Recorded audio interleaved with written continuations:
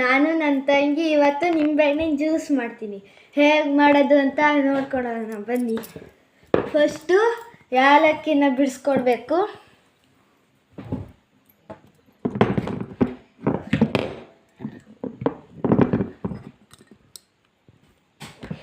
ಆಮೇಲೆ ಚೆನ್ನಾಗಿ ಜಜ್ಕೊಳ್ಬೇಕು.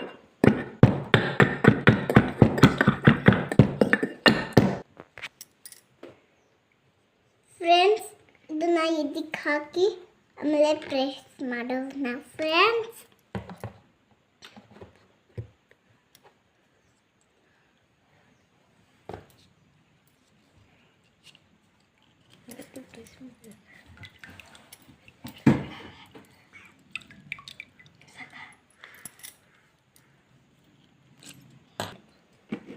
ಈಗ ನಿಂಬೆಹಣ್ಣು ಮಾಡಾಯ್ತು. ಈಗ ಬೆಲ್ಲ ಹಾಕೋಣ.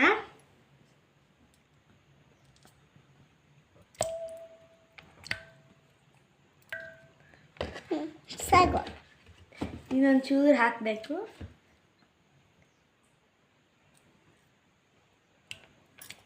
ಇಷ್ಟು ಸಾಕು. ಈಗ ನಾವು ಅವಾಗ ಜಜ್ಕೊಂಡಿರೋ ಏಲಕ್ಕಿ ಪುಡಿ ಹಾಕೋಣ.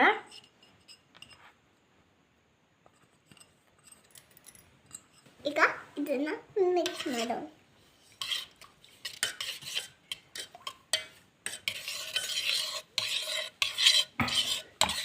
ಸಾಕಾ?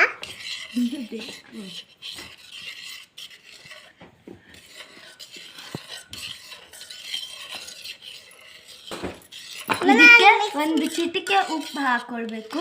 ಅಮ್ಮ ಮಾಡ್ತಾನೆ ಇರವ. ಇಷ್ಟು ಸಾಕು.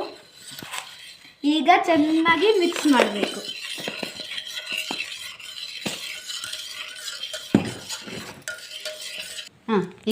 ಈಗ ಜ್ಯೂಸ್ ರೆಡಿ. ಯಮ್ಮಿ. ಸೂಪರ್.